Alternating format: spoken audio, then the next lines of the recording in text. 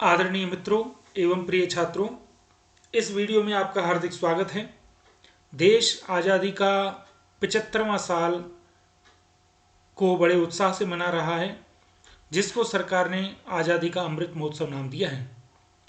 इसी के अंतर्गत मैं भारत माँ की वंदना इस रूप में कर रहा हूँ कि भारत की प्रसिद्ध पुस्तकों का परिचय मैं आपके सामने रख रहा हूँ, ताकि हम अपनी गौरवमयी संस्कृति को पहचान सकें।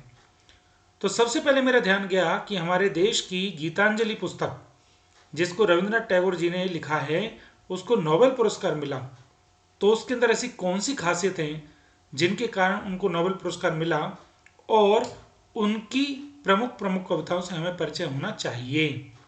तो पहले की दो वीडियो में मैंने आपको रविंद्रनाथ टैगोर जी का परिचय, गीतांजलि का परिचय, दूसरी वीडियो में गीतांजलि का सार आपके सामने दिया। इस वीडियो में लीजिए प्रस्तुत है रविंद्रनाथ टैगोर जी की गीतांजलि की 157 कविताओं में से मेरे अनुसार बेहतरीन 11 श्रेष्ठ कविताएं। तो लीजिए प्रस्तुत है पहली कविता, अंतर मम विकसित। अंतर मम विकसित करो, अंतर्यामी हे निर्मल करो, उज्ज्वल करो, कर दो सुंदर हे। अंतर मम विकसित करो, अंतर्यामी हे निर्मल करो, उज्ज्वल करो, कर दो सुंदर हे। जागृत करो, उद्दत करो, कर दो निर्भय हे। अंतर मम विकसित करो, अंतर्यामी हे। मंगल करो, निरलस निस्संशय कर दो हे। अंतर मम विकसित करो, अंतर्यामी हे। युक्त करो सबसे मुझको हे, मुक्त करो सब बंधन। संचार करो सारे कर्मों में, शांतमय सब छंद। चरण कमल में मेरा चित्त, निस्पंदित कर दे हे। नंदित करो प्रभु, नंदित करो, नंदित कर हे। अंतर मम विकसित करो, अंतर्यामी हे। आप उन कवि को पढ़ रहे हैं जिनके लिखे हुए दो राष्ट्रगान दो देशों में चल रहे हैं, भारत और बांग्लादेश। अगली कविता देखिए, डुबा दो अहंकार मम। मेरा शीश झुका दो अपनी चरण धूलि के तल में। प्रभु डुबा दो अहंकार मम मेरे अश्रुजल में। अपने को गौरव देने को अपमानित करता अपने को, अपने आप में घूम घूम कर मरता हूं क्षण क्षण में। प्रभु डुबा दो अहंकार मम मेरे अश्रुजल में। अपने कार्यों में न करूं अपना ही प्रचार प्रभु, अपनी इच्छा पूर्ण करो तुम मेरे ही जीवन में। मुझको अपनी चरम शांति दो, प्राणों में परम कांति दो।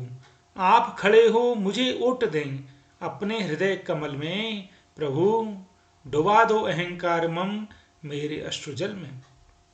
ये ध्यातव्य है कि ये कविताएं रविन्द्रनाथ टैगोर जी ने बांग्ला में लिखी थी, उनका हिंदी में अनुवाद किया गया है। तीसरी कविता देखिए, राखी। प्रभु आज अपना दायां हाथ न रखो ढंग कर। आया हूं मैं हे नाथ तुम्हें पहनाने राखी। जो मैं राखी तुम्हें पहनाऊं, सबसे मैं खुद बंध जाऊं। जो बचे रहे हैं जहां पर न छूटेंगे किसी प्रकार। आज न कोई भेद रह जाए अपने और परायों में। देख सकूं मैं तुम्हें एक ही, क्या बाहर क्या घर में। तुमसे यह जो बिछुड़ अलग हो, घूम रहा मैं रो रो। यह विच्छेद मिटाने को तुम्हें रहा पुकार। प्रभु आज अपना दया हाथ न रखो ढककर। तो इसमें यह दिखाया गया है कि सबके अंदर परमात्मा का भाव रखना या किसी से भी परायापन न रखना। चौथी कविता, जननी तेरे चरण। जननी तेरे चरण कल्याणी, देखे मैंने प्रभात किरण में।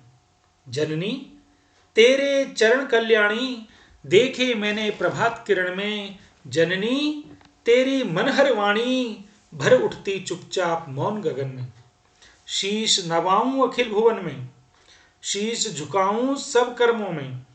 तन मन धन में करूं निछावर आज, भक्ति भाव से तेरी पूजा अर्चन में।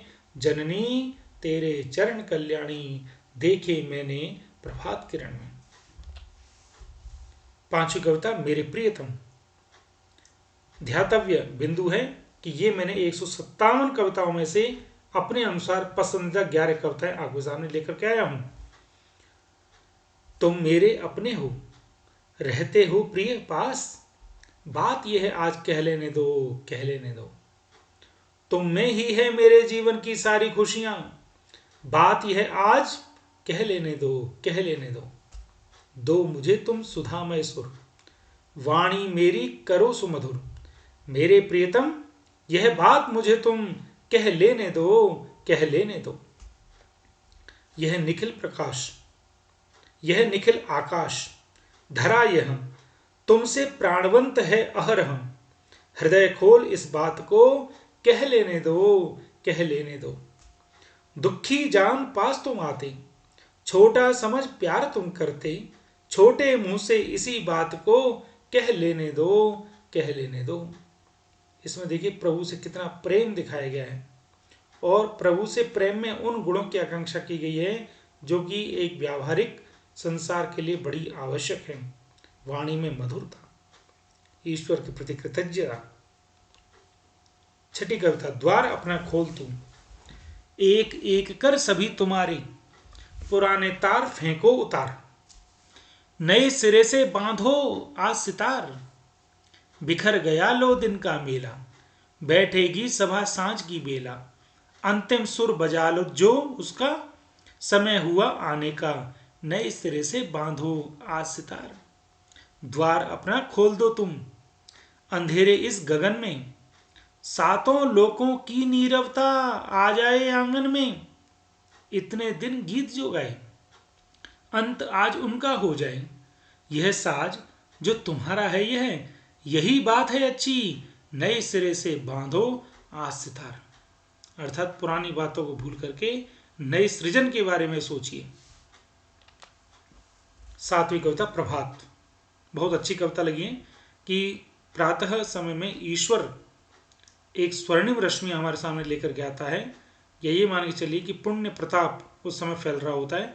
तो उसी के ऊपर देखिए, तुम आज प्रभात में आए थे ही सुंदर, नव परिजात अरुणाभ हाथ में लेकर, सोई थी नगरी नहीं था पथिक कोई पथ पर, अकेले चले गए तुम सोने के रथ पर, एक बार को रुककर मेरी खिड़की से देखा था तुमने करुण नयनों से।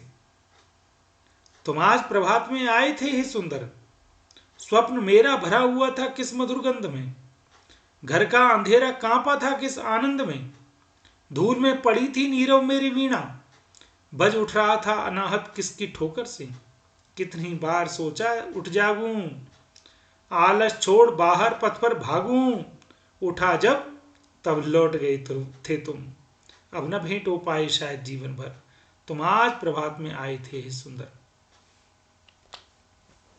आठवीं कविता धीरज।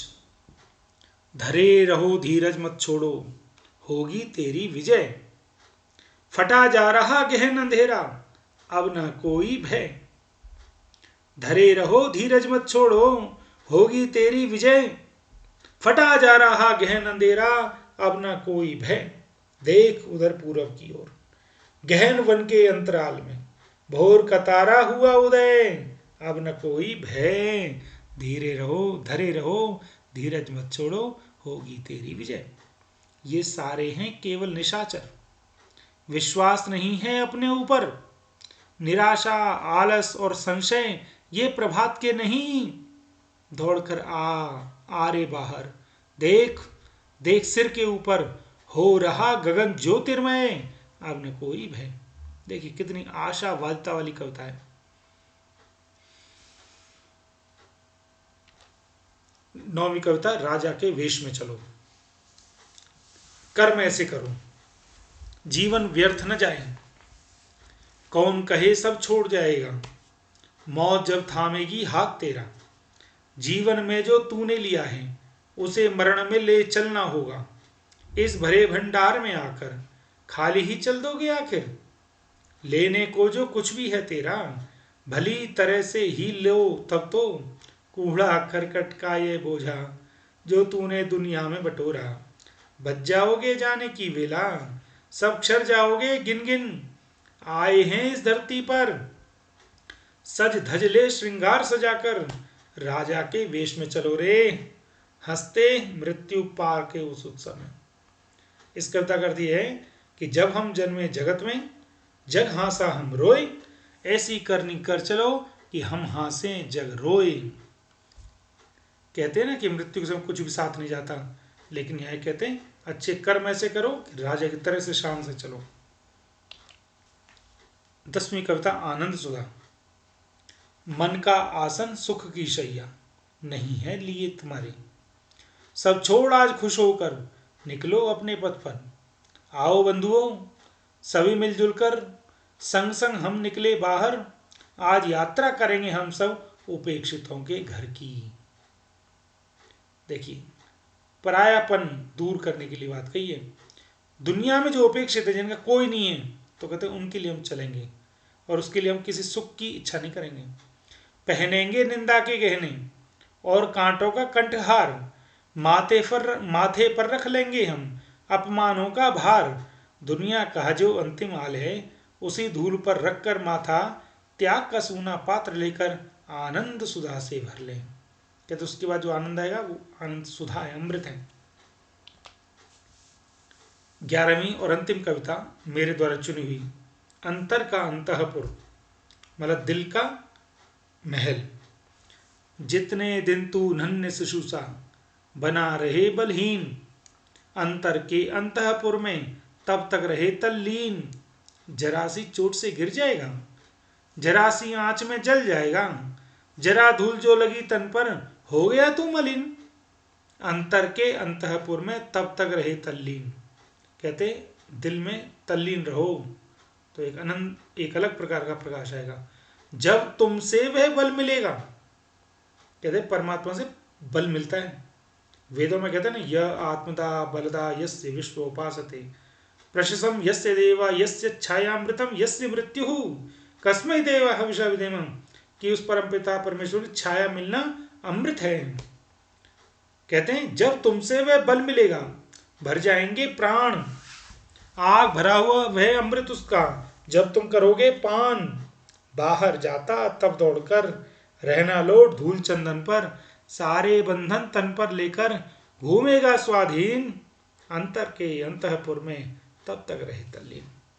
तो प्रिय मित्रों, मैंने आपको प्रयास किया है कि एक भारत की श्रेष्ठ पुस्तक में से मुख्य कविता में आपको दे सका।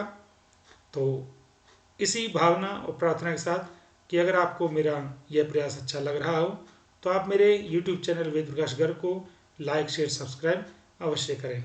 आपका बहुत बहुत धन्यवाद। जय हिंद।